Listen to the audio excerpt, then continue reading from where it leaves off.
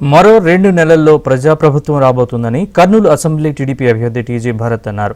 జోహరపురంలో ఇంటింటికి వెళ్లి సైకిల్ గుర్తుకు ఓటు వేయాలని కోరారు. వైసీపీ ప్రభుత్వంలో పేరుకుపోయిన సమస్యలను కూటమి ప్రభుత్వం అధికారంలోకి రాగానే తీరుస్తామన్నారు. సీఎం జగన్ పాలనలో అర్హులకు పింఛన్లు అందడం లేదని ఆరోపించారు. చంద్రబాబు సీఎం అయిన తర్వాత ప్రజల ఇబ్బందులు తీరుతాయన్నారు.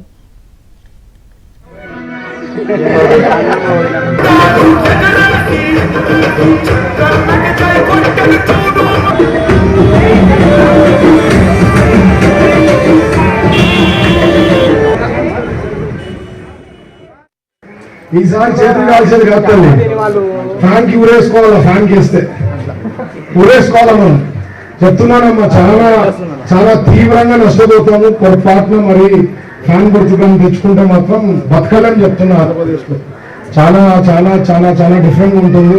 వాళ్ళ వైలెన్స్, వాళ్ళ థాట్ ప్రాసెస్ చాలా విచిత్రంగా ఉంటుంది, చాలా భయంకరంగా ఉంటుంది.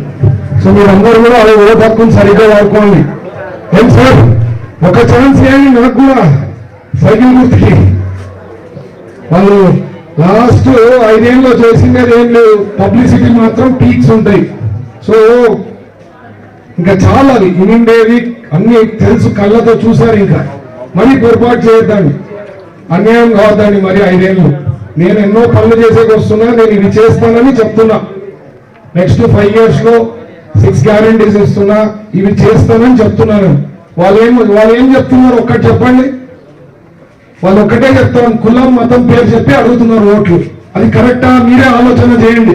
సో మీరంతా అధికారం ఇస్తే ఎన్నో పనులు చేయగలుగుతా. ఒక అవకాశం ఈ అమ్మ సైకిల్ గుర్తుకి ఓటేసి గెలిపారు.